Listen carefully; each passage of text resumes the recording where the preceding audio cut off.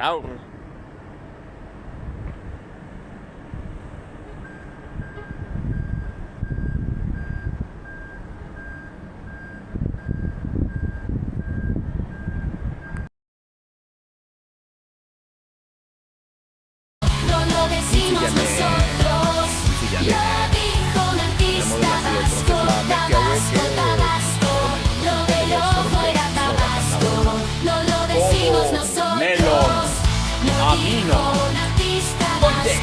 Haupa handan Zorika iztoa protagonista Lehenik eta behin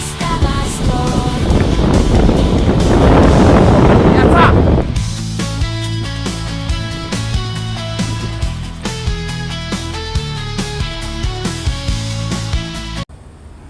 Begira, zelako 180 graduko pista ditugun hemen, Hortxe bakarrik itxasuntzitxo hori bakarrik ez, remolkadoria izango zena, atzean bizi nahi, honetaz hitzein genuen, Zorrozako edo Zorrozarreko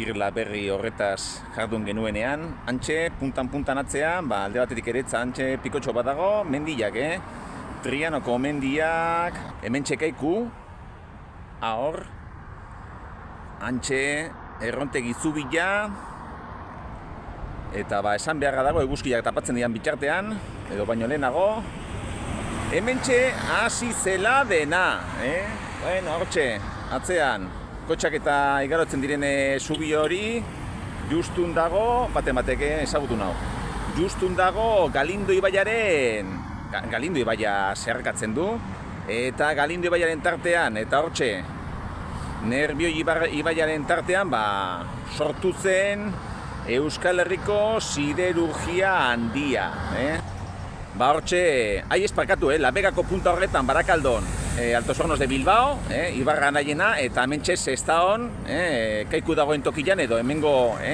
zonalde guzti hontan, gerora Atxabarri berak bere La Bizkaina, siderurgia ere antolatu zuen.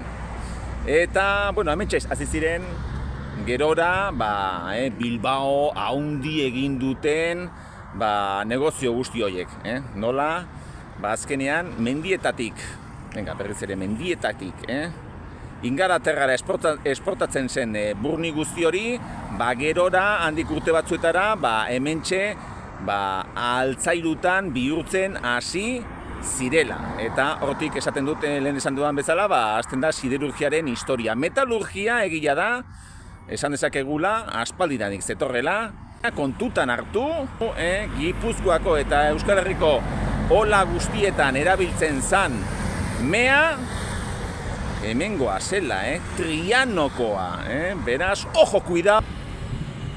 La naval, ez da zabiltzen.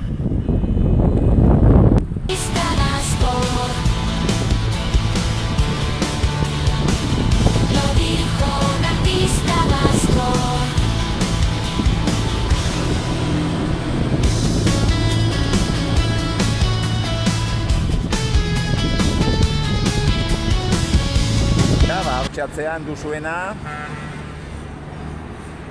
mini azeria edo azeria kompakta ditzen dena. Altos Hornosetik geratu zaiguna. Lehen aipatu ditut, El Carmengo fabrika hori, Ibarra nahiena, eta eta La Bizkaina. Bien artean, Ibarrako familia horren artean eta Victor Txabarrien artean sortu zen Altos Hornos de Bizkaia, eta orain ikusiko dugunez, esan izuenen sortu dator Altos Hornos de Bizkaiako izena, izan zen batuketa bat, Bizkaiko kapitalen batuketa bat, eta handik sortu zen, estatuko siderurgiari poteretsuena. Eta, hementxe ditugu oraindik ere garai bateko aztarnak. Hemen kuriosoa da, antxe trena dago mugitzen, ikusten duzue, eta ikusten duzue nola, garai batean bezala, trenbideko bidea, zuzenean, fabrikarantza doan. Aipatu ditugu, Barakaldoko Darsena Deportu izeneko zonalde horretan zeuden kargadero guztiak, mineraleko kargaderoak, eta gero, nola, mendietatik areaka, ibaiarantza, lokomotoraz eta eramaten ziren trenez, eta bueno, tren horiek ere balio zuten zuzenean mineral hori fabriketara sartzeko, beraz, bueno, kontu ferrobiari horiek ere oso propioak izan ditugu, hemen Bizkaiko txoko honetan, eta oraindik ere ikusten duzuenez, hementxe daude, aztarna horiek.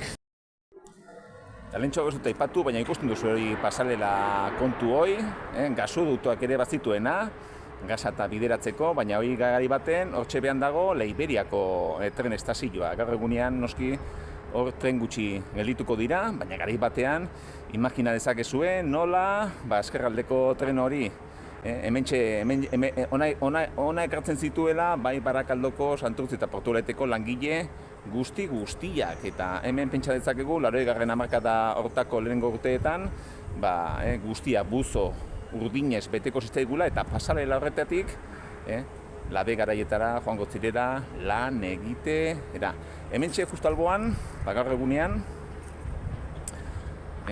garai bateko erietzea zenean, ofizina turismoa jarri dute Sestaoko udaletxekoek, eta nik uste bidezka hori berantza jarraiki helduko garela turismo ofizina baino denbora askoz luzeagoa daraman beste elemento kultural eta dinamiko, Sestaoko dinamiko batera, txirbilera, gaztetxera intzuten ere, eta horiek gaztetxea oraintsu erakutsiko dizuedan garai bateko ofizio eskolan dago, beraz leku paregabea Sestao bera eraberritzen jarraitzeko. Bueno, oraintxe miniazeria konpakta horrek, ArcelorMittaleko miniazeria konpakta horrek egiten dituen laminazioak, eta hemen guzti honen erdian begira, baiak edo zerak kolorezkoa ditu, eta hori da garai bateko Alto Sornoseko begira on dagoen labe garaia, hauek dira, garai bateko Alto Sornoseko langileak edo ofizialak prestatzen ziren tokia, eta gaur egunean txirbilenea gaztetxia dena. Así que fijatu zaitezte, zer dan gaztetxe bat, hemen ezkerraldeko gaztetxazo elegante bat. Bueno, hortxe duzue, hemen Alto Sornosek egontzian labe garaietatik hiru labe garai egontzian, hau lehenengoa da, 1959koa, eta honek egiten zutena zan arrabioa, sortu arrabioa zan burnia likidoeran gero beste instalakuntza batzuetan lingoteetan edo dana dalakoan transformatzeko. Lehenik ikusi dugunez, eta hortxe ere ikusten ari garenez, orain txatarrarekin eta ibiltzen da azeria kompakta ArcelorMittal, baina garai batean horrelako laminazioak egingo zituzten. Askotan artzantza eta arrantzua bera ematen zaizkigu betiko euskal aktibitatea bezala, baina industria bera ere halako historia dauka, edo agian are eta luzeagoa.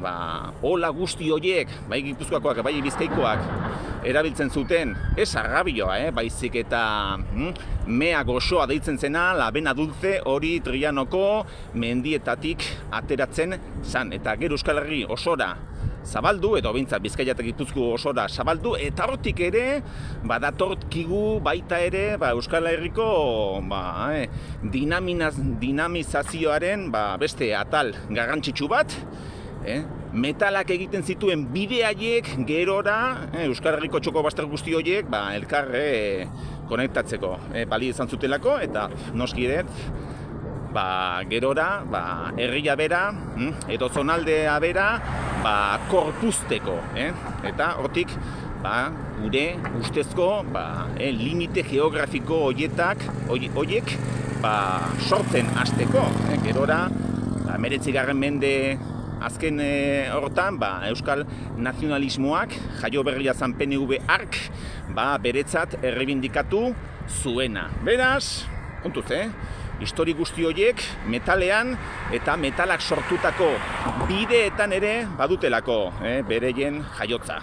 Eta oraintsu bertan Portugaleten gaude, eta hemen Portugaleten bideo honi amaiera emateko lehenengo bideo hartan aipatzen genuen pertsonaiaren erretratua daukagu. Barrenaria, Barinaga Rementeria, Euskal Minero ura esan beharra dago, onarte heltzen zen aberastasun guzti ura, ez zela berton gelditu, baizik eta areaka, areaka beste aldera joan zara.